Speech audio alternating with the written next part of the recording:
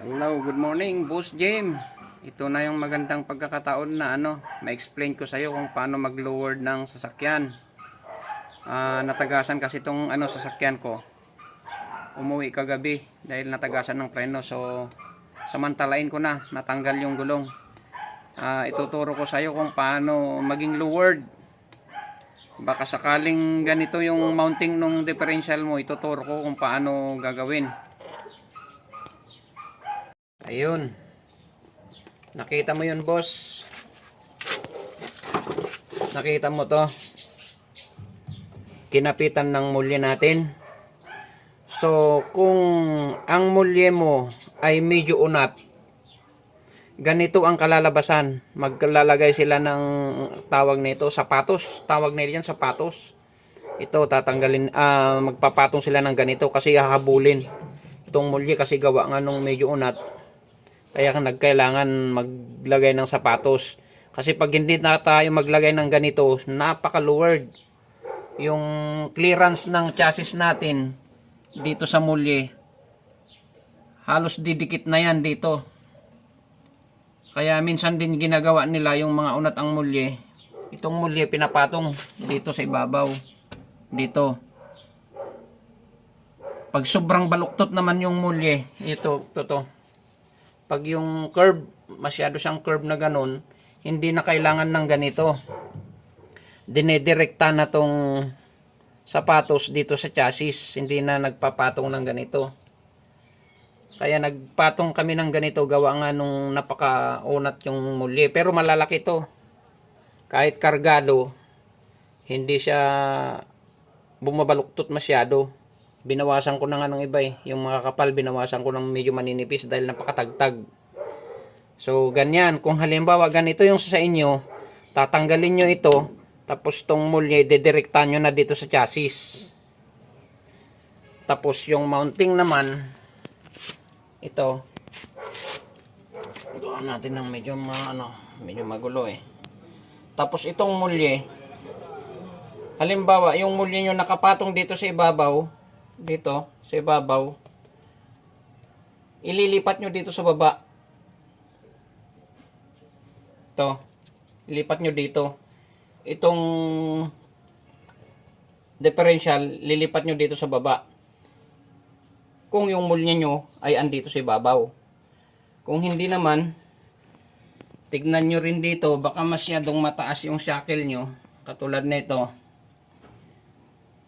Ilipat nyo lang sa pinakasagad na butas. Kung halimbawa tatluan yung butas, ilipat nyo dito. Yan lang. Ngayon, kung yung sasakyan nyo at nakadirekta na dito, katulad nito, nakadirekta na rin ito dito sa chassis, maghanap kayo niya ng maghanap kayo ng mulye na medyo unat-unat. Katulad tong mulye ko. Unat yan, Medyo layo ko para makita nyo. Ayan, medyo unat yan. Pero kahit kargado yan, hindi yan dumadapa. Gawa nga nung makakapal. Yan? Pang canter. Yung canter, malalapad na makakapal. Binawasan ko na yung iba dyan. Ilan yung binawas ko? 1, 2, 3.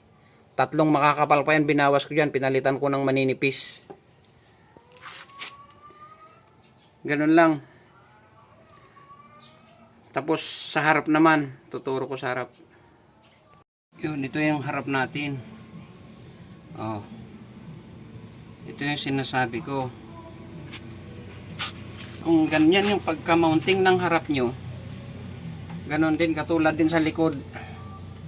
Tanggalin tong halos 2 inches na nakapatong sa chassis. Tatanggalin yan, didirektan nyo na ito. Itong sapatos dito sa chassis. Kasi biro mo yan 2 inches ang itinaas. Pag tinanggal mo yan, napakaling bagay yan, talagang bababa ng husto yan. Lipat tayo sa harap.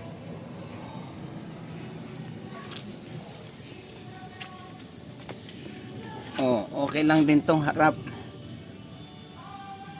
Itong harap naman, kung gusto nyong lowered, sa halip na dito naka-mounting, ibubutas nyo dito sa chassis.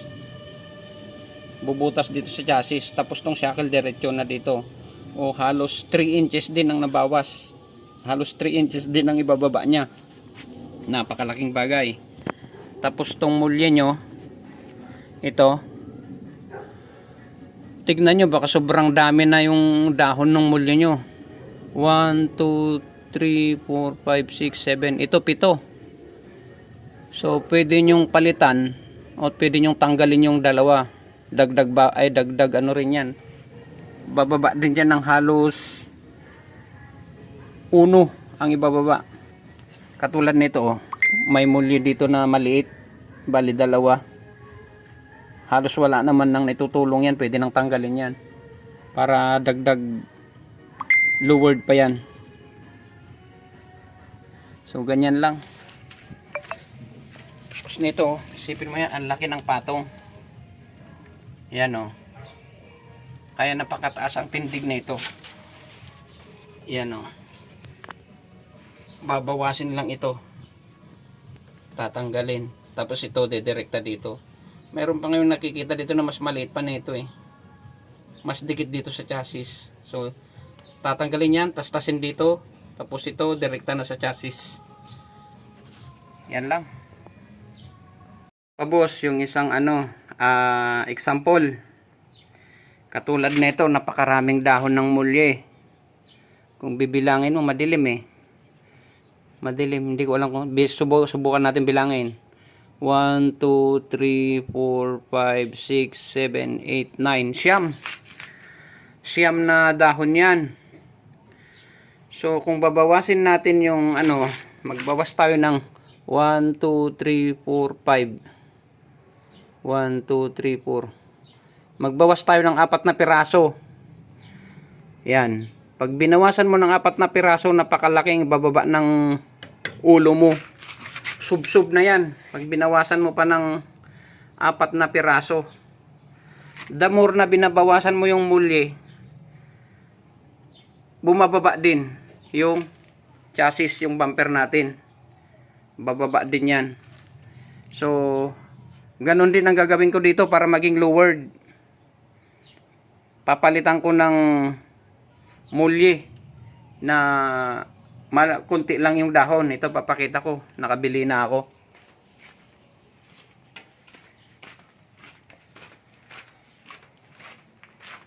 Ito yung papalit natin. Yan yung ipapalit natin, brand new, para maging lowered siya. Actually ito lowered na rin ito. Napaka lowered na rin ito. Para maging lowered pa dun sa harap, papalitan pa natin ng mulye. Ito. Bali ilang dahon lang ito. 1, 2, 3, 4, 5, 6, 7. 7 dahon lang yan. Kung tutuusin, pwede rin tanggalin ito. Itong nasa ilalim, itong 6 inches na to. Kasi halos wala naman ng naitutulong din yan. Parang dagdag kapal na lang. Ito pwede rin tanggalin. Pag tinanggal mo yan, lalong bababa pa. So, ganun lang ang gagawin para maging lowered yung sasakyan mo, boss Jim. Hindi ka pa madadali ng mga gagawa. Kahit ikaw lang kaya mong gawin. Matyaga ka lang magkutkot. Kasi sinabayan ko na kasi yung paggagawa ko pag video ko ng maikling explanation. Sana nakuha mo. Ito yung makina na overhaul, hindi pa tapos. Ito